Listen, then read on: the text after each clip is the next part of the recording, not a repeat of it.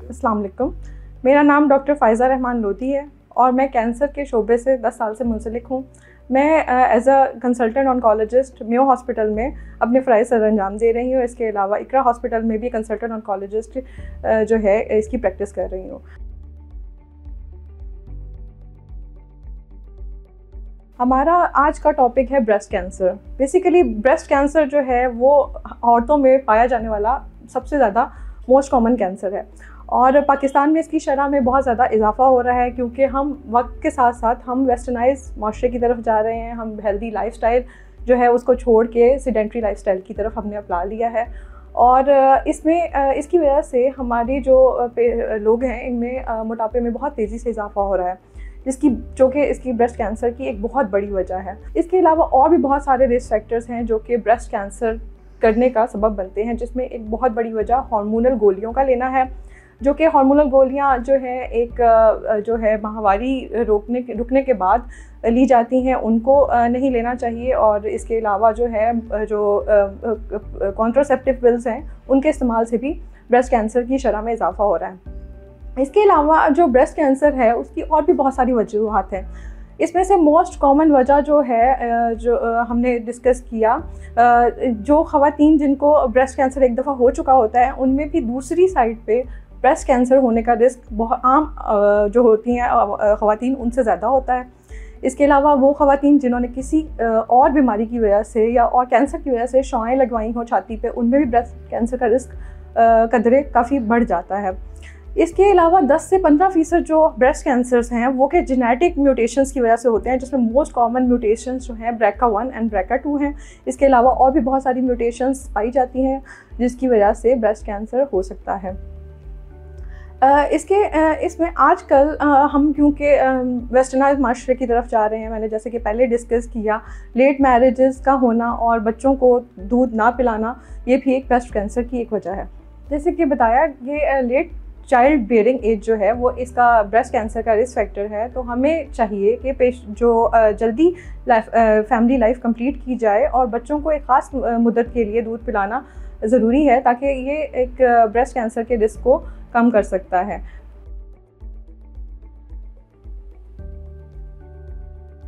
Breast cancer की दो तरह की वजूहात हमने डिस्कस की हैं। एक वो हैं जो कंट्रोलेबल हैं, एक वो हैं जो अनकंट्रोलेबल हैं। अनकंट्रोलेबल जैसे कि जेनेटिक्स या फिर एक पेशेंट में रिस्क मौजूद है, रेडिएशन हो चुकी है, उनको तो हम कंट्रोल नहीं कर सकते। लेकिन कुछ कंट्रोलेबल रिस्क फैक्टर्स भी हमने डिस्कस किए हैं, जिनमें कि हार्मोनल पिल्स का तर्क कर देना और मोटापा शामिल है, जिसमें हम पेशेंट को लोगों को अवेयरनेस दे सकते हैं कि कम से कम वो अपनी हेल्दी लाइफस्टाइल अपनाएं ताकि ब्रेस्ट कैंसर के रिस्क को कम किया जा सके। जिसमें जैसे कि मैंने बात की कि हेल्दी लाइफस्टाइल अपनाया जाए, पेशेंट जो है लोग जो हैं वो खुराक अच्छी इस्तेमाल करें, तो सब्जियां और फलों का इस्तेमाल ज़्यादा करें और जो है इसके ज़रिए से, इन सारी चीज़ों के ज़रिए से हम जो है ब्रेस्ट कैंसर के रिस्क को कम कर सकते हैं। इसके अलावा हमें ये लोगों को अवेयरनेस क्रिएट करनी चाहिए कि लोगों औरतों ख़वातीन को जो है वो बच्चों को मखसूस मुद्दत के लिए दूध पिलाना चाहिए,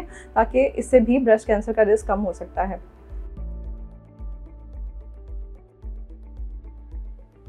अब हम बात करेंगे ब्रेस्ट कैंसर की स्क्रीनिंग की, कि कौन से मरीज़ों की, कौन से लोगों की हमें स्क्रीनिंग करवानी चाहिए और कब कब करवानी चाहिए।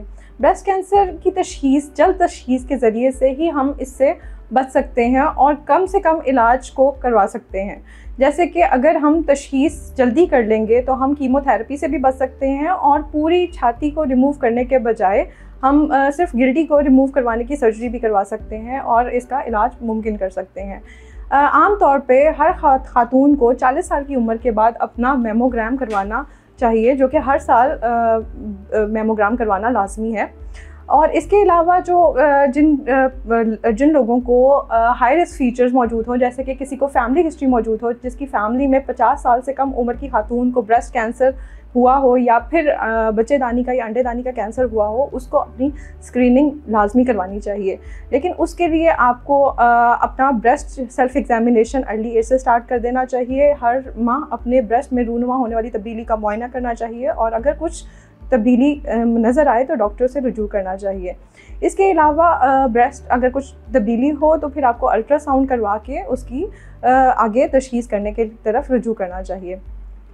हाई रिस्क फीचर्स में जो कि हमने डिस्कस किया था कि रेडिएशन एक्सपोजर अगर हुआ हो पेशेंट को, या फिर किसी को ब्रेका म्यूटेशंस वगैरह मौजूद हों या कोई और म्यूटेशंस मौजूद हों जो कि कैंसर का रिस्क बढ़ा देती हैं, तो फिर आपको जल्दी यानी 25 साल की उम्र से ब्रेस्ट MRI और 30 साल की उम्र से ब्रेस्ट मैमोग्राम करवाना लाजमी है। वो ख़वातीन जो कि अपना इलाज ब्रेस्ट का करवा चुकी हों, ब्रेस्ट कैंसर के लिए मुकम्मल इलाज मुकम्मल हो चुका हो, उनको अपने सेहत का ख़ास तौर पे ख्याल रखना चाहिए। उनको अपने हेल्दी लाइफस्टाइल पे दोबारा आना चाहिए। उनको एक्सरसाइज करनी चाहिए। इसलिए आपको एक्सरसाइज करनी चाहिए। फल और सब्जियों का इस्तेमाल एक स्टडी के मुताबिक आपके ब्रेस्ट कैंसर के रिस्क को भी कम कर देता है। इसलिए हेल्दी खाना जो है उसकी तरफ आना चाहिए। ज़्यादातर जो है हम सेडेंटरी लाइफस्टाइल को कम करना चाहिए।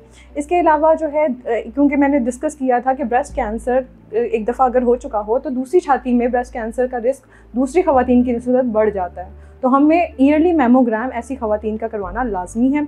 इसके अलावा आपको अगर एक दफ़ा ब्रेस्ट कैंसर हो गया है तो आपने ये ख्याल रखना है कि आपको कोई भी जिस्म में अगर कोई गिल्टी रूनुमा हो रही है, या कि मुसलसल सर दर्द रह रहा है, या चेस्ट पेन होती है, या कोई मुसलसल खांसी रहती है, तो फ़ौरन से अपने डॉक्टर को रुजू कराएं। और इसके अलावा जो है आपको शुरू के 2-3 साल तक 3 से 6 माह बाद अपने डॉक्टर को दिखाना चाहिए, और उसके बाद जो है आप ईयरली उसका चेकअप करवाते रहें।